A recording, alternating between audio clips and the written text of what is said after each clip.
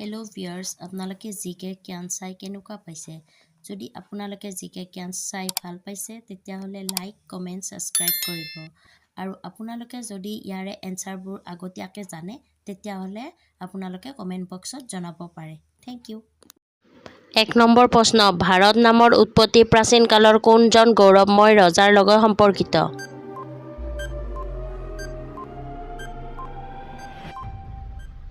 এনচাৰটো হ'ল ভাৰত চক্ৰৱৰ্তী। ২ নম্বৰ প্ৰশ্ন, ভাৰতৰ সৰ্ববৃহৎ চহৰ কোনখন?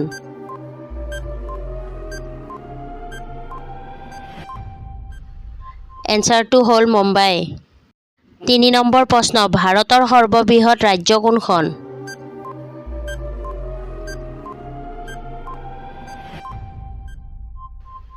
এনচাৰটো হ'ল ৰাজস্থান।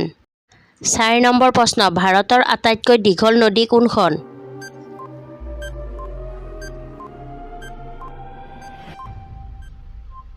এনচাৰটো হ'ল গংগা। ৫ নম্বৰ প্ৰশ্ন, ভাৰতৰ আটাইতকৈ বহল নদী কোনখন?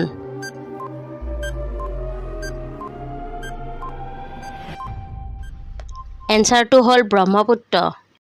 ৬ নম্বৰ প্ৰশ্ন, ভাৰতৰ আটাইতকৈ দীঘল বান্ধ কোনটো?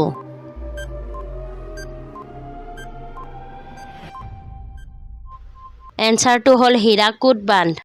৭ নম্বৰ প্ৰশ্ন, ভাৰতৰ আটাইতকৈ দীঘল সুৰংগ কোনটো?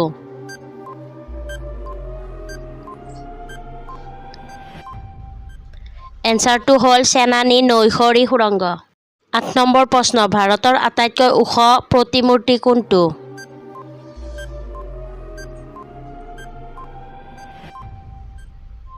এনচাৰটো হ'ল ঐক্যৰ মূৰ্তি। ৯ নম্বৰ প্ৰশ্ন, ভাৰতৰ প্ৰথম মহিলা বিশ্ববিদ্যালয় কেতিয়া প্ৰতিষ্ঠা হৈছিল?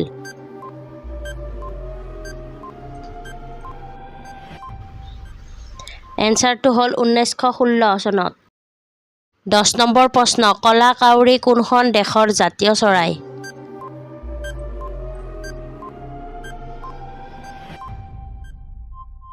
এনচাৰটো হ'ল ভূটান।